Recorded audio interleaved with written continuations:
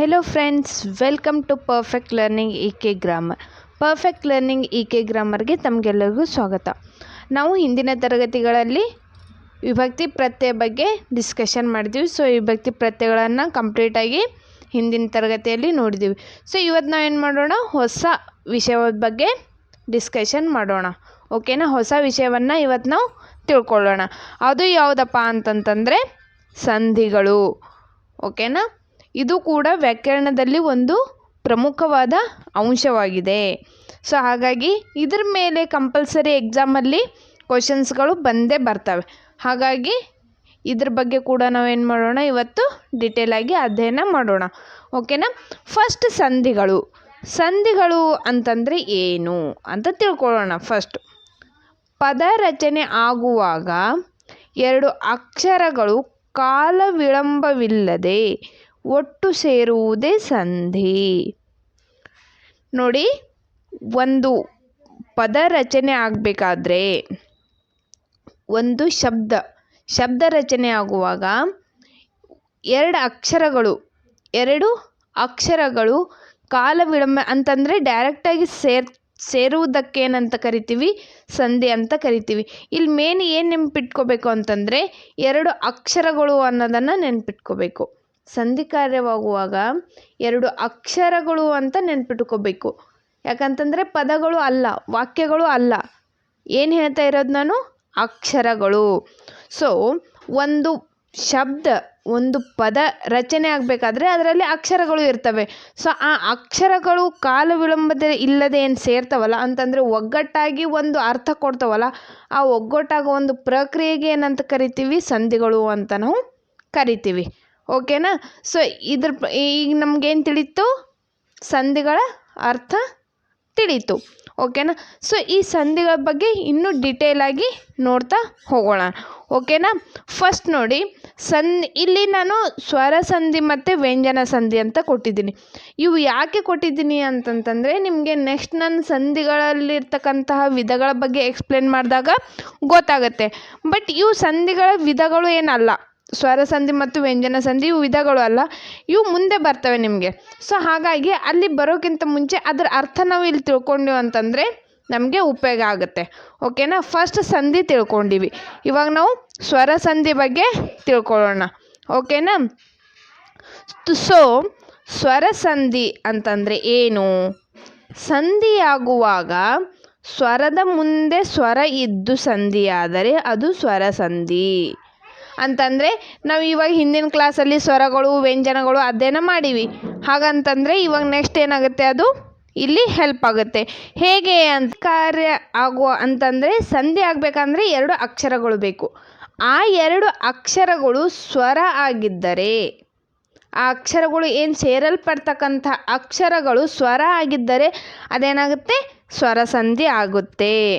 ಅಂತಂದರೆ ಸ್ವರದ ಮುಂದೆ ಸ್ವರ ಬಂದು ಅದು ಒಗ್ಗೂಡಿ ಒಂದು ಪದವಾಗಿ ರಚನೆ ಆಗ್ತಕ್ಕಂತಹ ಸಂಧಿ ಕಾರ್ಯಕ್ಕೆ ನಾವೇನಂತ ಕರಿತೀವಿ? ಸ್ವರ ಸಂಧಿ ಅಂತ ಕರಿತೀವಿ. ಓಕೆನಾ? ಸೊ ನೆಕ್ಸ್ಟ್ ಬರ್ತಕ್ಕಂಥದ್ದು ವ್ಯಂಜನ ಸಂಧಿ. ವ್ಯಂಜನ ಸಂಧಿ ಅಂತಂದರೆ ಏನು? ಸ್ವರದ ಮುಂದೆ ವ್ಯಂಜನ. ಓಕೆನಾ? ಸ್ವರದ ಮುಂದೆ ವ್ಯಂಜನ ಅಥವಾ ವ್ಯಂಜನದ ಮುಂದೆ ಸ್ವರ ಅಥವಾ ವ್ಯಂಜನದ ಮುಂದೆ ವ್ಯಂಜನ ಇದ್ದು ಸಂಧಿ ಆದರೆ ಅದು ವ್ಯಂಜನ ಸಂಧಿ. ನೋಡಿ, ನಿಮಗೆ ವ್ಯಂಜನಾಕ್ಷರಗಳು ಸ್ವರಾಕ್ಷರಗಳು ಗೊತ್ತಿದ್ದು ಅಂತಂದರೆ ಈಸಿ ಆಗುತ್ತೆ. ಅದಕ್ಕೆ ನಾನು ಬಿಫೋರಲ್ಲಿ ವರ್ಣಮಾಲೆಯಲ್ಲಿ ಎಲ್ಲ ಹೇಳಿದ್ದೀನಲ್ಲ. ಫಸ್ಟ್ ನೋಡಿ, ಸ್ವರದ ಮುಂದೆ ಈಗ ಫಾರ್ ಎಕ್ಸಾಂಪಲ್ ಓಕೆನಾ, ಪ್ಲಸ್ ಕ ಅಂತ ಇಟ್ಕೊಳ್ಳಿ. ಈ ರೀತಿ ಬಂದರೆ, ಅಥವಾ ವ್ಯಂಜನದ ಮುಂದೆ ಸ್ವರ, ಇವಾಗ ಕ ಇಟ್ಕೊಳ್ಳಿ ಮತ್ತು ಇಟ್ಕೊಳ್ಳಿ. ಓಕೆನಾ?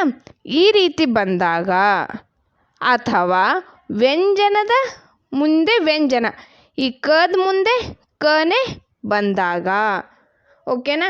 ಈ ರೀತಿ ಈ ಮೂರು ಆಪ್ಷನ್, ಒಟ್ಟೆ ಸ್ವರದ ಜೊತೆಗೆ ವ್ಯಂಜನ ಮಿಕ್ಸ್ ಆಯಿತು, ಯಾವ ರೀತಿ ಇರಲಿ ಮಿಕ್ಸ್ ಆಯಿತು ಅಂತಂದರೆ, ಇಲ್ಲ ಅಥವಾ ಕಂಪ್ಲೀಟಾಗಿ ಅವು ವ್ಯಂಜನಾಕ್ಷರಗಳೇ ಇದ್ದು ಅಂತಂತಂದರೆ ಅದು ಏನಾಗುತ್ತೆ? ವ್ಯಂಜನ ಸಂಧಿ ಅಂತ ಆಗುತ್ತೆ. ಓಕೆನಾ? ಸೊ ಇವಾಗ ನಾವೇನು ನೋಡಿದ್ವಿ? ಸ್ವರ ಸಂಧಿ ಅಂದರೆ ಏನಂತ ನೋಡಿದ್ವಿ, ವ್ಯಂಜನ ಸಂಧಿ ಅಂದರೆ ಏನು ಅಂತ ನೋಡಿದ್ವಿ. ಸೊ ಇವು ಡೆಫಿನಿಷನ್ಗಳನ್ನು ನೆನಪಲ್ಲಿ ಇಟ್ಕೊಳ್ಳಿ. ನಾವು ನೆಕ್ಸ್ಟ್ ಸಂಧಿಗಳನ್ನು ಬಿಡಿಸುವಾಗ ಅಥವಾ ಅದರ ವಿಧಗಳ ಸ್ಟಡಿ ಮಾಡುವಾಗ ಇವುಗಳು ನಿಮಗೆ ಹೆಲ್ಪ್ ಆಗ್ತವೆ. ಓಕೆನಾ? ಸೊ ಇವಾಗ ಬರೋಣ ಮೇನ್ ಪಾಯಿಂಟ್. ಏನಪ್ಪ ಅದು ಅಂತಂತಂದರೆ, ಸಂಧಿಗಳಲ್ಲಿ ಇವಾಗ ಬರುತ್ತೆ ನೋಡಿ, ವಿಧಗಳು ಇವಾಗ ಬರುತ್ತೆ. ಸಂಧಿಗಳಲ್ಲಿ ಮುಖ್ಯವಾಗಿ 2 ವಿಧಗಳಿವೆ. ಅವು ಯಾವುವು ಅಂತಂದರೆ ಕನ್ನಡ ಸಂಧಿ ಮತ್ತು ಸಂಸ್ಕೃತ ಸಂಧಿ. ಓಕೆನಾ? ಸಾರಿ, ಇಲ್ಲಿ ಮಿಸ್ಟೇಕ್ ಆಗಿದೆ. ಕನ್ನಡ ಸಂಧಿ ಮತ್ತು ಸಂಸ್ಕೃತ ಸಂಧಿಗಳೆಂದು 2 ವಿಧಗಳಿವೆ. ಓಕೆನಾ? ಸೊ ಈ ರೀತಿ ನಾವೇನು ನೋಡ್ತೀವಿ, ಸಂಧಿಗಳಲ್ಲಿ 2 ವಿಧಗಳನ್ನು ನೋಡ್ತೀವಿ ಪ್ರಮುಖವಾಗಿ. ಸೊ ಅದ್ರದ್ದು ಮೀನಿಂಗ್ಗಳ ಬಗ್ಗೆ ತಿಳ್ಕೊಳ್ಳೋಣ ಮೊದಲು, ಆಮೇಲೆ ನಾವು ಅದರ ವಿಧಗಳ ಬಗ್ಗೆ ಡೀಪಾಗಿ ಸ್ಟಡಿ ಮಾಡ್ತಾ ಹೋಗೋಣ. ಓಕೆನಾ? ಸೊ ಫಸ್ಟ್ ಸಂಧಿಗಳಲ್ಲಿ 2 ವಿಧ, ಕನ್ನಡ ಸಂಧಿ ಮತ್ತು ಸಂಸ್ಕೃತ ಸಂಧಿ. ಅದರಲ್ಲಿ ಫಸ್ಟ್ ಬರ್ತಕ್ಕಂಥದ್ದು ಕನ್ನಡ ಸಂಧಿ. ಅಂದರೆ ಏನು ನೋಡೋಣ.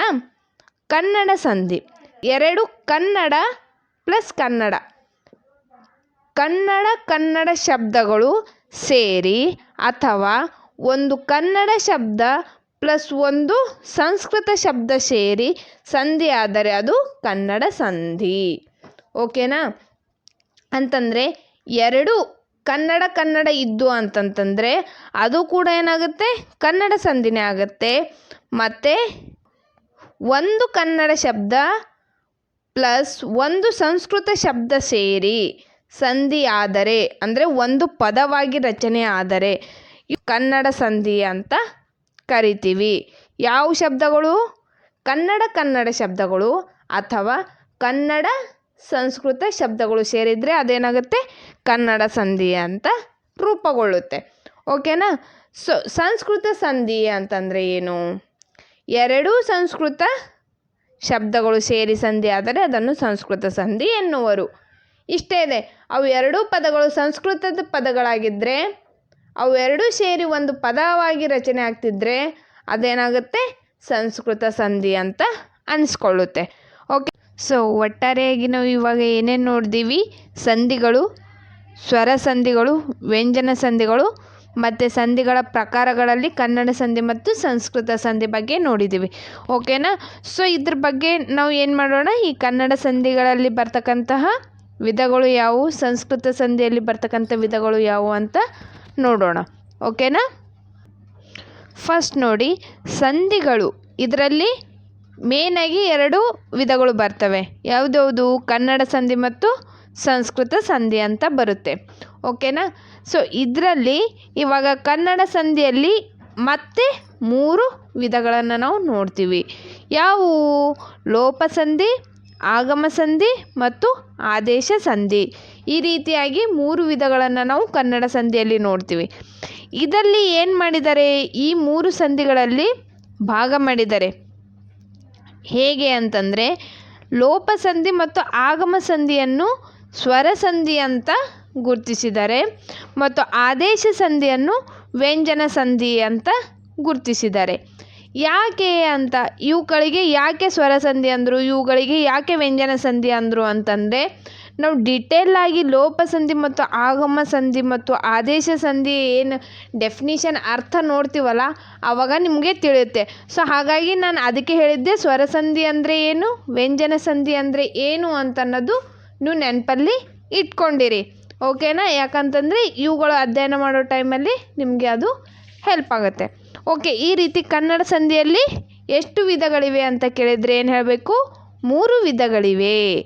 ಲೋಪ ಸಂಧಿ, ಆಗಮ ಸಂಧಿ ಮತ್ತು ಆದೇಶ ಸಂಧಿ ಅಂತ ಹೇಳಬೇಕು. ಸೊ ಇದರಲ್ಲಿ 2 ಸ್ವರ ಸಂಧಿ ಅಂತ ಕನ್ಸಿಡರ್ ಮಾಡಿದ್ದಾರೆ, 1 ವ್ಯಂಜನ ಸಂಧಿ. ಅದೇ ರೀತಿ ಇವಾಗ ಏನು ಮಾಡೋಣ, ಸಂಸ್ಕೃತ ಸಂಧಿಗಳ ಬಗ್ಗೆ ನೋಡೋಣ. ಓಕೆನಾ? ಸಂಸ್ಕೃತ ಸಂಧಿ ಇದರಲ್ಲಿ ಎಷ್ಟಿದ್ದಾವೆ? ಟೋಟಲ್ ಆಗಿ ಸಂಸ್ಕೃತ ಸಂಧಿಗಳು ಎಷ್ಟು ಅಂತ ಕೇಳಿದರೆ ಎಷ್ಟಿದ್ದಾವೆ? 7 ಸಂಸ್ಕೃತ ಸಂಧಿಗಳು ಇದ್ದಾವೆ. ಯಾವುವು? ಸವರ್ಣ ದೀರ್ಘ ಸಂಧಿ, ಗುಣ ಸಂಧಿ, ವೃದ್ಧಿ ಸಂಧಿ, ಎಣ್ ಸಂಧಿ, ಜತ್ಸ್ವ ಸಂಧಿ, ಚ್ಯುತಸಂಧಿ, ಅನುನಾಸಿಕ ಸಂಧಿ. ಓಕೆ, ಈ ರೀತಿ ಒಟ್ಟಾರೆಯಾಗಿ 7 ಸಂಸ್ಕೃತ ಸಂಧಿಗಳನ್ನು ನಾವು ನೋಡ್ತೀವಿ. ಇದರಲ್ಲಿ ಕೂಡ ಏನು ಮಾಡಿದ್ದಾರೆ, 2 ಭಾಗಗಳು ಮಾಡಿದ್ದಾರೆ. ಫಸ್ಟ್ ಸವರ್ಣ ದೀರ್ಘ ಸಂಧಿ, ಗುಣಸಂಧಿ, ವೃದ್ಧಿ ಸಂಧಿ ಮತ್ತು ಎಣ್ಸಂಧಿಯನ್ನು ಸ್ವರ ಸಂಧಿ ಅಂತ ಕನ್ಸಿಡರ್ ಮಾಡಿದ್ದಾರೆ. ಮತ್ತು ಜಸ್ವ ಸಂಧಿ, ಚ್ಯುತ್ವ ಸಂಧಿ ಮತ್ತು ಅನುನಾಸಿಕ ಸಂಧಿಯನ್ನು ವ್ಯಂಜನ ಸಂಧಿ ಅಂತ ಕನ್ಸಿಡರ್ ಮಾಡಿದ್ದಾರೆ. ಓಕೆನಾ. ಮೇಲಿನ 4 ಸಂಧಿಗಳು ಸ್ವರ ಸಂಧಿಗಳು, ಕೆಳಗಿನ 3 ಸಂಧಿಗಳು ವ್ಯಂಜನ ಸಂಧಿಗಳು.